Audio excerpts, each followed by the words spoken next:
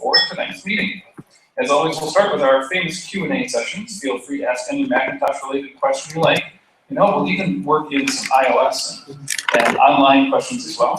We'll attempt to answer those as intelligently as we can. We'll talk about some of our main topics this evening. I will be presenting on managing your internet passwords and intelligent ways to do that. Steve will also lead a board discussion about what did you get for the holidays. Tell us about your favorite thing. So we're always looking for new things to show off, and if you have something you want to show off, let us know about it. After our Q&A, we'll have a brief report of recent news from the Apple universe, followed by a short break to prepare for our main presentation.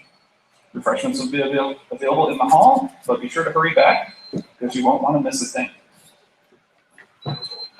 I do want to let you know that CIDR elections are coming up in just 2 meetings, so if you have information that you'd like to share about skills that you have, or if you have a desire or interest to serve on the board of directors, please find a board member and let them know if they want to add your name to the slate of candidates for the election coming soon.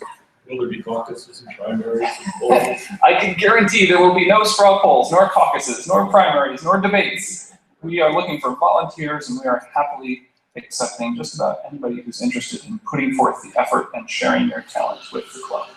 May I just inject that Please. People are welcome to just visit without committing yourself to being on the board. Yes. At our meetings. It's open to anybody who wants to. Anybody can Walk-ins attend. welcome. All walk-ins are welcome. If you have an opinion about something, we want to hear it because that's how we improve our club. All of those things being said, So we talk about the positions? we should talk about the positions. We have several positions available. In fact, pretty much most of them. President of the club, which is the late Erwin Wegman, was our past president, basically runs the meetings, oversees things, and gets to delegate responsibility. So that's kind of a cushy job. It's pretty good. Dennis is sort of our I've done that in the past. master of ceremonies tonight, which is one of the functions of the president. Then we have the vice president of programming, currently Roman, and I won't butcher his last name. And basically, they are responsible for organizing the meetings, finding topics for the meetings with the help of the board, and finding speakers for each meeting. Then the vice president of publicity, which is Carol Areno, which she's over on the backside. Vice president of publicity is responsible for publicizing the club in various free business newspapers and through the Meetup group. In fact, we might just keep Carol as part of Meetup since she started that. You can be our Meetup spokesperson. Nice. And with the goal of trying to publicize the club and to help grow the membership.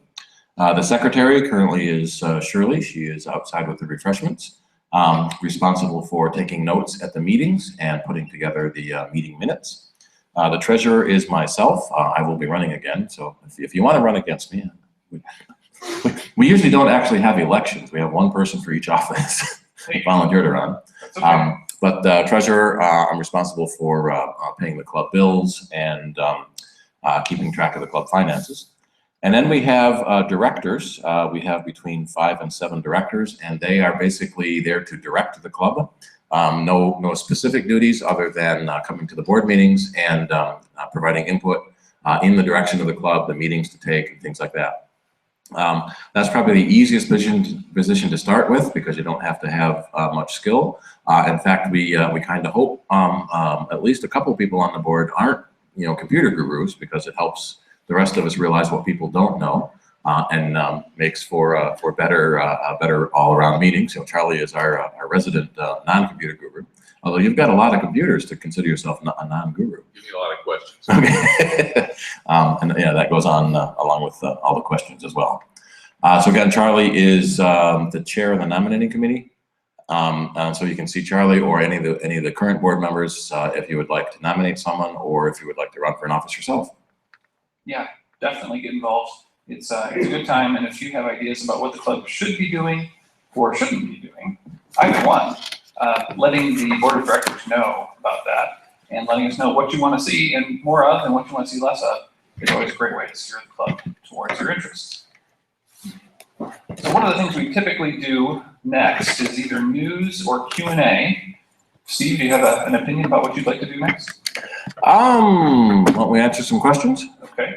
This is the part of the meeting where we take your questions. If you're here in the room, we'll make sure to answer your question. I might repeat it here on the microphone for the recording, but we will attempt to answer it and research it quickly and efficiently for you. So that being said, I'm going to open the floor to questions. Yes, right over here. I'd like to know how to, if I could put a hard drive on my iPad. Now, I find a site on the internet and it shows how to do it, but the diagram looks like it's not, it's a later model of iPad than mine because the picture on the internet shows a terminal on the side. I do not have that side terminal. There are no terminals. So the question is, how do you put a hard drive on the iPad? The short answer is you don't. There is no connection for a hard drive on the iPad. There are, however, wireless hard drives that you can connect to. The LaCie Fuel is one of the more popular wireless hard drives. And then you can store your photos and videos on this wireless hard drive and then connect to it via Wi-Fi between the iPad and the hard drive. There is a camera connection kit available for the iPad to let you take the SD card out of your camera and plug it into the iPad through the camera connection kit, so then you can read in the pictures from your camera. There's also a USB camera connection kit if your digital camera doesn't use an SD card. But in general, you cannot connect a hard drive to the iPad. In fact, you basically can't connect anything to the iPad. So that was answering the question that you asked, but I'm gonna follow up by coming back to you with a question, and that is, what was the problem that you're hoping to solve by connecting external storage to your iPad? Okay, that'll come down to my question number 3. Okay. Was, I am full. My iPad is full. Your iPad is full. Okay, that was the answer I was expecting. And I've got a lot of pictures in there. Okay, photos are a big part of that. Photographs, and I don't want to throw them away. And if I try to throw them away on the iPad, it says pictures on any other device connected here will be discarded also. Right. So you have a photo management question. How do I keep enough space on my iPad to do the things I want to do, but still maintain all the photos I care about in a way where they won't be accidentally or deliberately obliterated? And this is a question that we get a lot. There are a lot of different ways to take photos now. There are a lot of ways to store photos now, and Apple's features have matured, and some have withered away, and some have come onto the scene, and they've all had similar names. Confusingly similar names, like PhotoStream versus My PhotoStream versus what's the other?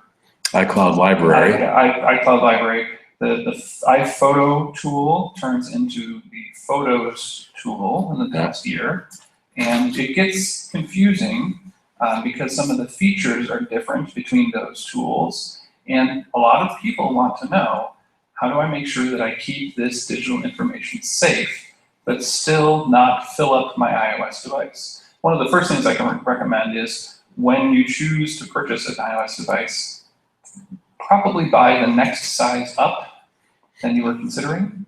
But now that you already have a device, you're probably looking for more specific tips. One of the things that is probably happening is you turned on iCloud Photo Library. And that is a feature, let me bring my preference up here, that I thought what I had done was sync, put in sync, and that was syncing everything. there's 5 different ways to sync all the different information. So let me bring up preferences. So iCloud, you can sync through the internet, or you can sync with a USB cable. So that's sort of the first 2 ways. In iCloud, there are 3 different photo syncing services, depending on how you want to sync your photos. There is the iCloud Photo Library, and that puts all of your photos on every device, and that uses up the most storage. And most people have a lot of photos, and so they end up needing to purchase additional storage space from Apple. You get 5 gigabytes of free space from Apple, and most people's photo libraries are much bigger than that, and so you typically end up needing to buy more. So the iCloud photo library is all your photos on all your devices. Generally, you don't want that because it uses up too much storage. My photo stream are the last 1,000 photos. And when you take a photo on one device, the photo stream will automatically send those photos to the other device. They time out and automatically delete themselves from the stream, but they don't delete themselves from your device. So the fact that you said you got a warning that says if you delete a photo, it's going to delete it on every device, that makes me think you have iCloud Library turned on. So the iCloud photo library is your photo library on all your devices. You delete a photo, it's deleted. So you may want to turn that off on all your devices so it's not trying to put every single photo on every single device. Photo stream is usually good to turn on, partly because it doesn't count towards your 5 gigabytes. So it will store the last 1,000 photos or the last 30 days. So if you take more than 1,000 photos in a month, it's the 1,000 limit, and will automatically send those photos to your other devices, your computer, your phone, and your iPad. When they're deleted from Photo Stream, they are not deleted from your computer or your iPhone. So once you know they're on your computer, you can delete them from your iPad, and they will not be deleted from your computer if you just use Photo Stream. The third option is iCloud Photo Sharing, and that allows you to share your photos with other people. So instead of emailing a photo to someone, you send them a link to a website and it shares a bunch of photos. Typically with email, you can only fit 1 or 2 photos in an email because there's a limit on how big the message can be. So if you want to send a whole bunch of photos to someone, the iCloud photo sharing can be used for that. And that does count in your 5 gigabytes of free space. Can the photo sharing include text? Whatever text the photo is of. So it's just the photo itself. So if you turn off the iCloud photo library, you're going to get the warnings that it's going to be deleted from the cloud, but it will stay on your other devices. That your photo library itself stays on all your devices. So that can free up a lot of space by not needing to store your entire library on your computer or your phone. So basically, go to iCloud photo In- library. In settings, you want to uncheck iCloud photo library. General settings, iCloud on the iDevices, and then system preferences, iCloud on the computer. To see how much space you're using is general, settings general about, and that will tell you how much space you're using. I was trying to find a picture of that in here too, which will let you know how much is being used, images, and whether it's your photos that's using up a lot of space, or whether it's your email that's using up a lot of space, the music. So this is the picture, general, and then usage. So this tells you how much space is being used by all the stuff on your device. And quite often you'll see that it is pictures. The other big one we see a lot is messages. If you send pictures in messages, those messages are saved on your device. There's a setting that tends to get overlooked for when to auto-delete messages. And the default setting is never. And so every message you've ever sent is always saved and using up space. So you can go into settings and messages and turn that auto-delete on to say a month or 6 months. I thought it deletes it after 3 months. If you turn that setting on. The default setting is never delete. Thank you. And then as Dennis said, most people get the 16 gig iPad and iPhones because it's less expensive. 16 gigs is not enough to do much of anything these days. And so we're kind of glad that Apple went from 16, and the second model is 64 gigs. They used to be 16, 32, 64, now it's 16, 64, 128. We wish they would start at 32 gigs. And they may, once the manufacturing costs come down, so they can say starting at $499, But One of the things to keep in mind when you're picking your next phone, when you're picking your next device, especially in the case of the phone itself, the price that you're paying for it up front, over the course of a 2-year contract, it represents about 10 to 15% of the price of the contract. So spending an extra $100 or whatever it is to get to the next memory level over the course of that 2-year contract is really a pretty negligible increase. If you can save up the money to do that, take your bottles back to the store and get the nickels and save them up. Then definitely give that a try. I think that's something worth considering. there are also other apps that will specifically copy photos from your computer or from your phone to your computer. iPhoto does that in systems below 10.10, and now the new Photos app in 10.10 and above. And once you copy them to your computer, you can delete them from your iDevice if you don't want to see them on the iDevice anymore. But if you have iCloud Photo Library turned on, then they're always shown everywhere. If you sync with iTunes, so the other thing that happens is you try to delete a photo in your iDevice, and there is no delete command. So you can't delete it. That means you synced it with iTunes. So in iTunes, you can tell iPhoto to put photos on the phone. Right, like if you have a brag book of your kids and grandkids and you want to be able to access those while you're away from your Mac, that makes a way that you can bring those photos along with you. Right, but then that means you can't delete them on the iPhone. You have to tell iTunes to not sync them. Right. And in the earlier days when we all had the sync over USB, a lot of people had that turned on. And now that we're syncing over the cloud, you may end up syncing it both ways. It still remembers the photos that you synced over USB, and it's syncing your photo stream over iCloud. It's easier to sync with the cloud, but it's more, I like to say when the cloud gets low enough, it turns into fog. And it makes it harder to figure out what you're actually doing. Were there the other questions? You said that was 1 and 3. Was there a second question on your list? Or a related one, I can't think, who has the column on computers? So, Well, Nick Francesco does a column in the his DSC. column 2 weeks ago, he answered a question and he was wrong in the sense he was right probably for the more later models of iPad, but not for my model of iPad.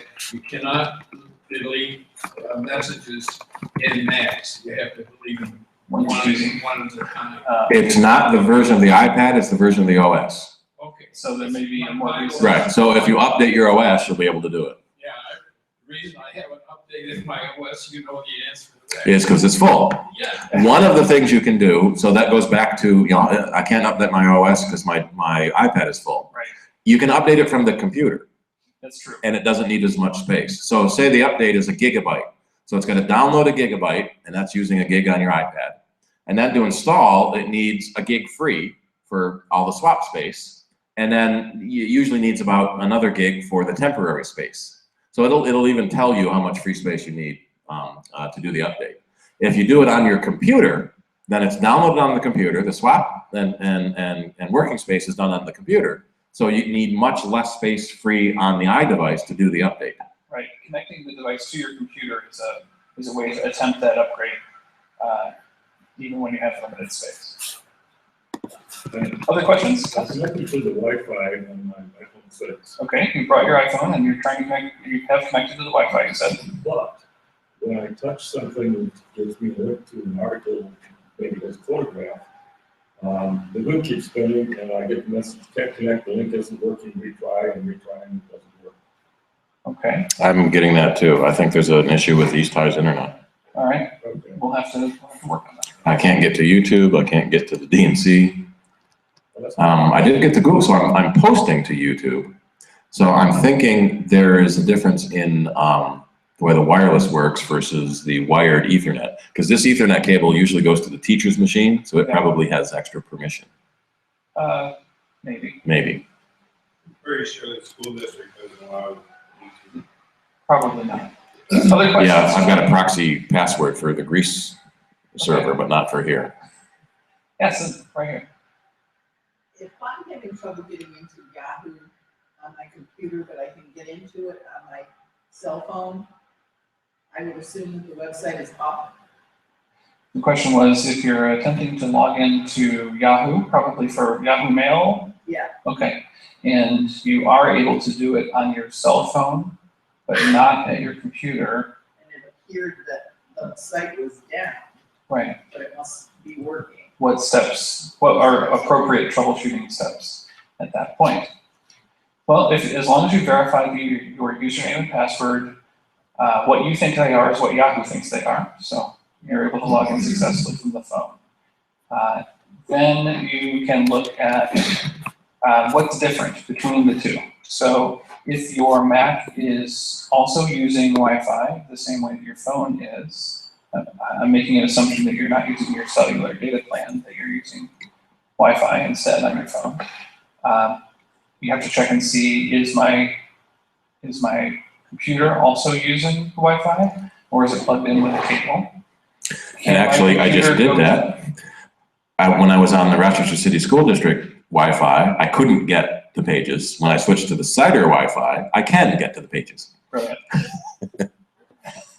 So in terms of troubleshooting, we try and think about what's different between the two, and make adjustments one thing at a time, so that you can get a sense of what's going on, and also try and reduce the number of variables to as few as possible, because it makes adjusting those single things at a time faster to roll through. And it can sometimes depend on what the error message is that you're getting. And many times, weird web errors can be solved by resetting the web browser, clearing the history, clearing the cookies. Depending on which browser you're using and what version of it, there may be a clear history command. So in Safari, there's clear history. Older versions of Safari has a reset command that will reset the history and the cookies and the settings. The newer version of Safari is kind of neat that you can tell it to reset just the recent history, not all your history. And that can fix weird little problems like that. As can just trying a different browser. So if Safari doesn't work, try Firefox or Chrome. That's great. And that can isolate it to, is it a browser problem, or maybe it's a network issue in your computer? Her question reminded, I had the same problem the past couple of days. I was able to get the Wi-Fi, it indicated that it's coming from my Wi-Fi router. And yet I use Ethernet cable to the television, to the computer. And when I go to a site, the bar would go about a quarter of the way and then just stop there. I was trying, but it was intermittent. And so I thought maybe it was the Ethernet cable, it might be a bad connection or something like that. But then it started working fine again, so I haven't touched it. But I don't know.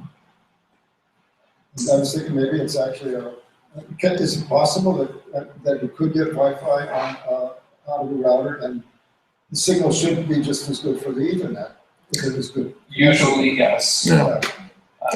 For most modern routers, yes. That's usually, if you can get internet in through one leg of the router, whether that's the Wi-Fi antennas, you can typically get it out of the wired connections as well. And as the next one of the next level troubleshooting steps is turn off your router, turn off your internet router, let them rest for a few minutes, and turn them back on. You'd be surprised how often that seems to clear things up. Standard. I tell people, turn off your computer, turn off your router, turn off your cable modem or DSL modem, and then turn them back on in the reverse order after you wait 10 minutes.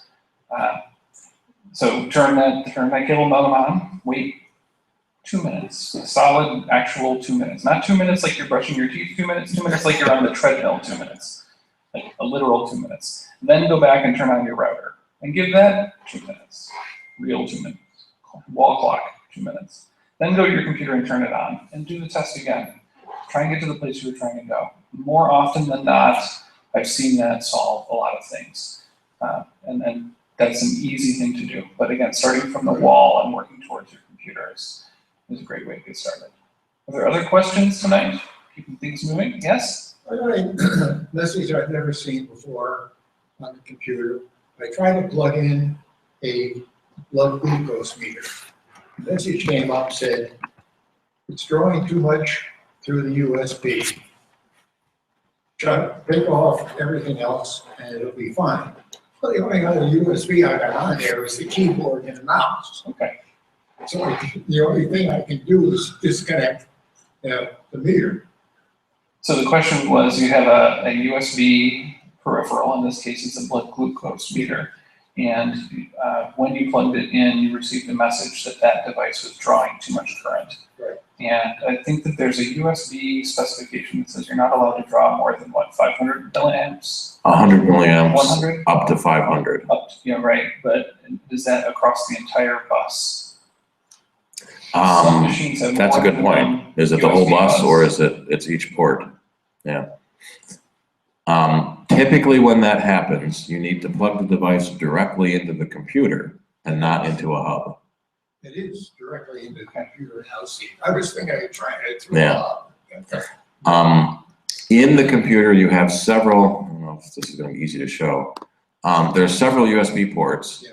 And some of the ports are on the same bus and some of the ports are on a different bus. Their own. And also, it's important to remember that some of the things you wouldn't really think about are also sharing that same bus for sharing data to the rest of the machine. Things like your built-in webcam So here's my camera on the USB bus. are on those. The Bluetooth may or may not be on Yeah, that. Bluetooth is on USB. Yep, the keyboard and trackpad are on that bus. So you have one group there, and it looks like the FaceTime camera is on its own, and the keyboard is on its own, so that they don't interfere with each other. Right.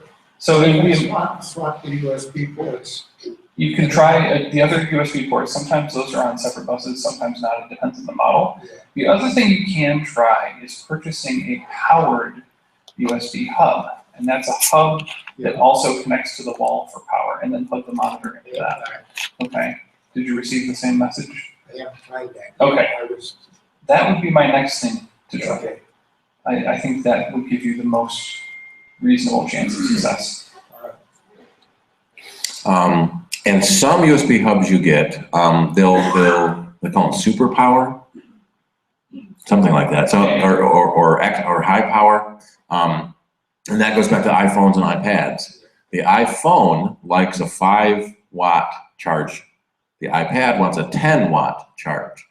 So, in fact, that's a tip. If your iPad isn't fast enough, you probably have your iPhone charger on it.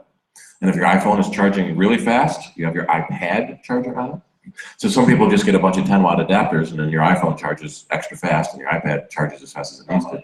So when you plug it into a USB hub, that hub generally in that 500 milliamps will only give it 5 watts. But there are some hubs you can get that have high power that will do a 10-watt or 12-watt, and you get more power into the device. Thank you. Other questions tonight?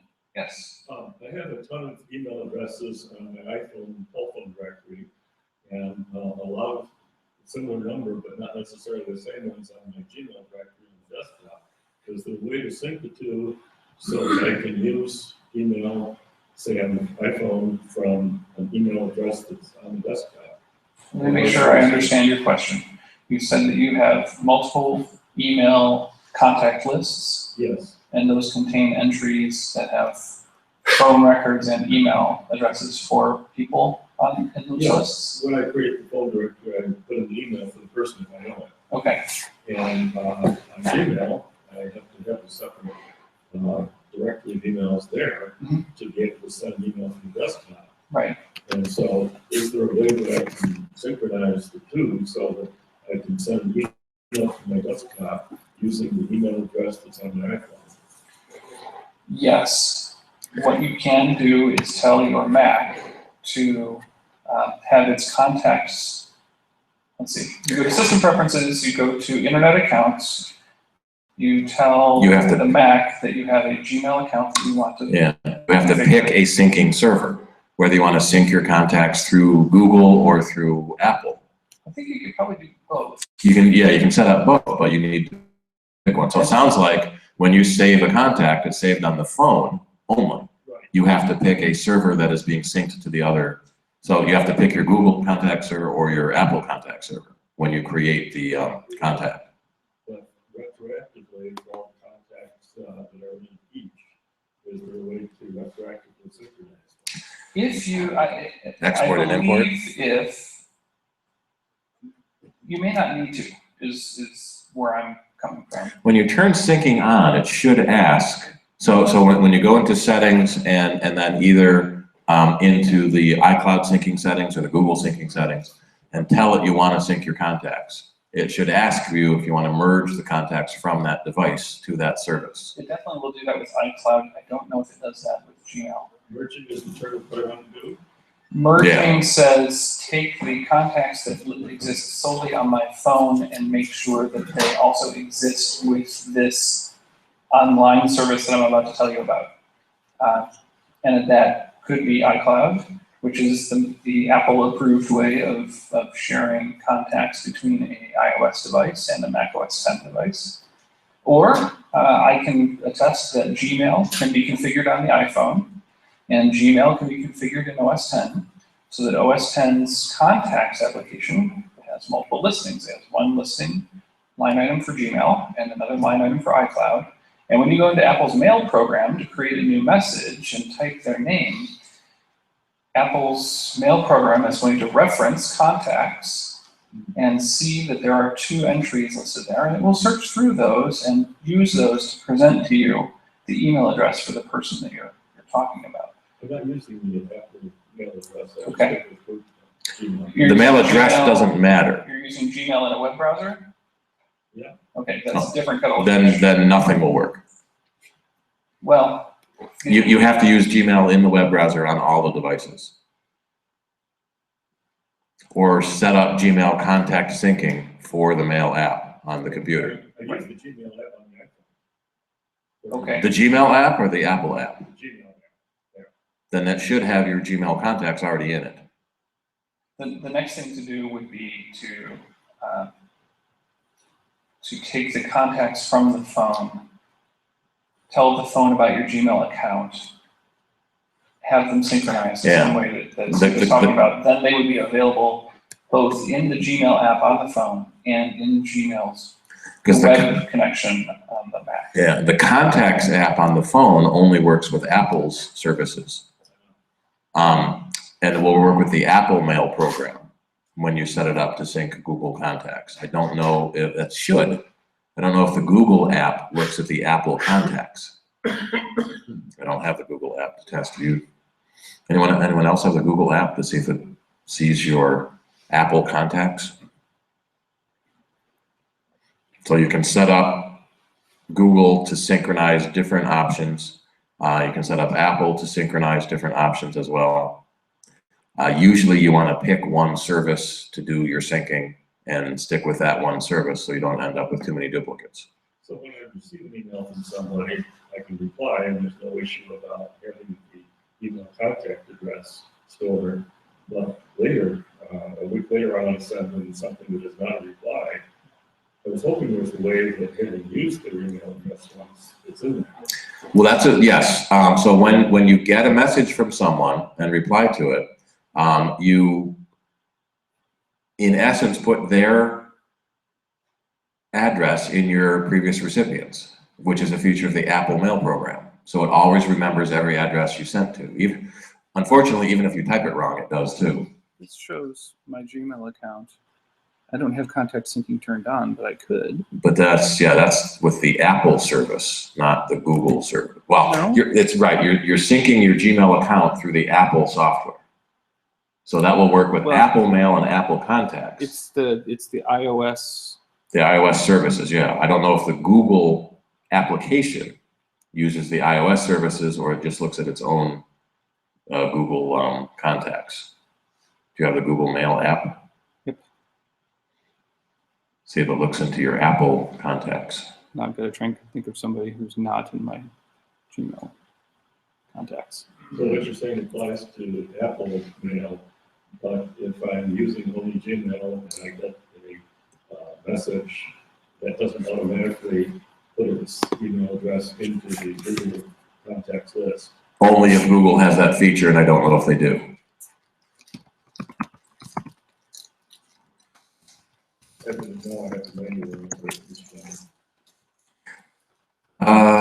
Recent address. This may require some additional homework on our part. Yeah, I don't know if the Google interface has automatic recent recipients. I know the Apple one does. Find me during the break. What we'll do is we'll set up a test contact Yeah. on my phone, and then we'll go to Gmail's tool and see if it can find that immediately. Or you could do that yourself, actually, with your own phone. And then see what result you get. One of the annoyances that previous recipients feature does is if you spell someone's address wrong, it remembers the wrong address, and there's no way to delete it on the iPad. Yeah, they used to have a feature to do that on the desktop. Mail.app. You can remove previous recipients, but that doesn't sync to the iPad. It's just a local cache. Yeah. And there's no way to edit that on the iOS device. I started my iPhone by a USB cable to the iPad. Okay. And so when I plug in the iPhone, it goes directly to iTunes. That's the sync. I don't necessarily want to do that. There's a checkbox in iTunes that you can uncheck that says automatically sync when you plug the device in. Right, that will allow you to charge without syncing. Usually I just click the quit. Yeah, but if you uncheck the box, it won't even launch iTunes. Same thing with iPhoto or the Photos app that will launch automatically to import the pictures. Where is that box on iTunes? On the summary page that shows up. It's not in the pop-up, no, it's in the main window. You can bring that up. And to turn off the iPhoto automatic launch, you have to go into image capture. Right. Yeah, so you want to uncheck Open iTunes when it'll say when iPhone is connected. What did you get to that page? Just by plugging in your device, and it shows you the device. Plug it in, but I didn't see that page. In iTunes. Right. You should. What page do you see? This looks like it might be This number isn't- 1 is the Windows version of iTunes, but number 2 it may be an older version. First it's all gray, and then it comes up, and there's no way to get out of that page other than click the icon and do a quit. Clicking the icon. Here's a new version. What's all gray? Well, the screen is all gray, and then stuff comes up along the top, only at the top of the screen. It should launch iTunes when you plug the device in. And then you can check to uncheck so that iTunes doesn't launch when you plug it in. I don't know That would be what the it checkbox to look for. Yeah. Other questions? I think we have time for a couple more. Go ahead. Go ahead. Go ahead. One more. I have some, or rather, when I had a cable company come and check on something, they found that my modem actually had the Apple device built into it, so for Apple for connection. So we disconnected that, and I end up with Wi-Fi up at the top of my screen. Except what happens if I'm doing something, not using a computer for a while, it bounces back to my previous server or whatever. Okay. That doesn't have. How do I keep it on Wi-Fi? There are a couple of things I'm not quite clear about there, but I'm gonna attempt to answer based on what I heard. It sounded as if you were talking about when the cable company came to your home, they made a discovery and shared it with you that your device that Time Warner gave you was already providing Wi-Fi to your house, and therefore you didn't need to use any subsequent devices to also offer Wi-Fi. And when you go to your Mac is then set to use that Time Warner network that the Time Warner device was producing. And what you're finding is your computer is noticing the previous network, the one that your own device was producing, and you want to know how to kind of lock it towards this I known tried various device. things and then none of them worked. Right. Well, if the device is plugged into power, it is probably dutifully attempting to create a Wi-Fi network in your home, and your computer is dutifully listening to all the devices that are broadcasting and saying, hello, I'm a device, and here's a Wi-Fi network that I know how to make. And your computer is picking one over the other. Sometimes that's based on signal strength, but I believe there is a configuration change that you can make on the computer itself. This is inside system preferences. Yeah, I can show it. In the network system preference pane. Steve's got it yep. up. So you can start from the airport menu and open network preferences. Which is at the bottom of the menu. Or you can go to system preferences and open network. Either way, you'll end up here. And then you want to select your Wi-Fi, and then you want to select advanced. That's the secret. And so advanced shows every network you've ever connected to. Which may be a big list, or it may be shorter. And so you can select it and delete networks you never want to connect to again. Okay, that's what I was trying to. And then you want to uncheck ask to join new networks, so it stops asking you all the time. The other thing you can do is simply prioritize the network that you care about. If there's one and you know its name, and you're able to pick it out of that lineup list, you can simply drag it to the top. I did that. Okay. Yeah.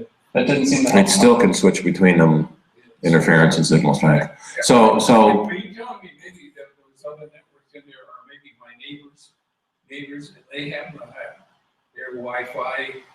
Yep. So So when you look at your Wi-Fi menu, it finds every network it can see that's in range. Right. Here So are all it- the ones available. Right. It may be neighbors all around you. And so if you have an open one, so like this, the Rochester City School District guest, that's what. Steve, what do you mean by open? Open means it doesn't have a password. So all these little icons that have a little lock symbol on them, they are locked with a password so that no one can get in without your permission. And we'll talk more about passwords. In a little bit, yeah. So your computer is automatically set to join open networks if it can. And so one of your neighbors, the joke for a long time was that the biggest internet service was Linksys, because neighbors, the Linksys was a very popular wireless router and it never had a password by default. So if you have a neighbor with an open network with no password, your computer may automatically join it. So you want to remove all of those other networks from the list and then tell it not to join new networks. So it only will join the one network. The other thing I would also recommend is turn off Time Warner's wireless network, because they're charging you extra for that. You should only have one wireless network running at a time. So turn off one wireless or the other. But Time Warner is raising their fees. The modem rental fee is going up, and the wireless rental fee is going up. So you're probably going to be pushing $20 a month for the modem rental and the wireless rental. But Steve, I don't want to pay $20 a month. Yeah, you can buy your own modem. We sell. Let me find it here. The Motorola Surfboard 6121 is a very good brand of supported modem, and costs about $100. And then you don't pay Time Warner the modem rental fee, and then you can use your own wireless router, which is often better quality than what we always say, the crappy modem that Time Warner gives you. They buy theirs by the boxcar and have people that negotiate to get down to the lowest possible price. And the providers will do that, but they meet that price by making devices more inexpensive, and that doesn't always lead to high quality. So it may be even an older standard. It may be G, it may be N. If you have a newer Apple router with the AC in it, that's a much stronger signal, much faster speed, much greater distance it can get to. And the wireless standards change more often than the cable standards, so you can always upgrade your wireless to something better without being tied into the wireless built into your cable modem. If you're at this meeting, this is something you can do. This is literally unplugging one thing and plugging in something else. There are only three connections on the back of this device. There's one, and they're all very separate, so it's very hard to plug something into the wrong place. Unless you push really, really hard. That's not, that And won't we be- do have trouble, they have excellent phone support. Right. Yep. The thing about Time Warner is you might say, well, they're not going to want me to use my own stuff. They're going to want me to use theirs so that I can pay them money. I have found that that's really not the case. I bought my own cable modem a couple of years ago and plugged it in back when the rates, I think, were only $3 a month. And I said, nuts to that. I'm not handing them any extra money that I don't have to. So I bought a device, and what are they for sale for at your shop? I think they're about $100. Roughly 100. Yeah, That's 99. roughly what I paid. I think Yeah. I paid 95 or so. And every time they keep raising the rates, I keep laughing at it and saying, raise it to whatever you want, because I'm not paying it. Now, when you do call Time Warner to tell them about your own modem, they're going to try to upsell you to a bigger package. And there are also better cable modems. So you might see this cable modem supports 172 megabit. The fastest Time Warner offers is 50. So this is already 3 times what Time Warner offers, and so you don't need a better cable modem. This will do. This will do for you. Now, Greenlight is expanding throughout the city, and people are going to that instead of Time Warner. Would you have comments about Greenlight in this regard? There are alternate internet providers in town. Time Warner is probably the biggest one, and they've been around for 20 years or so, offering higher speed than dial-up internet service. Frontier has been attempting to offer higher speed than dial-up internet service as well through a product called Digital Subscriber Line, or DSL. Lately, in the past few years, a newcomer is on the scene. They are Greenlight Networks, and they are using, instead of copper wires, they are using glass fiber optics to transmit data more quickly to your home. They have been rolling out service to various neighborhoods in and around Rochester. The aforementioned Nick Francesco, one of the columnists for the DNC and former RIT employee, was very happy when Greenlight was offering services in his area. The primary motivation for people to consider Greenlight, if it is available, is that you get faster service for the same price. Or cheaper. Typically with Time Warner, if you want the 50 megabit, you're looking at $75 a month. With Greenlight, you get 100 megabit for $50 a month. So it's twice as fast at a third less the price. And you can go to 500 megabit or 1,000 megabit if you really, really want to. The biggest sort of drawback is that it's slow building out fiber networks. So one of the things that we always tell people to do is sign up for service. And we've been trying to ask Greenlight to change this name. You're not actually signing up and committing to any service, but you want to sign up for service, give them your street address. What you're really doing is you're expressing interest Yep. in that service. And even better, talk to your neighbors. This company wants to provide a street at a time. They don't want to give it onesie-twosie to individual houses. That's not cost efficient.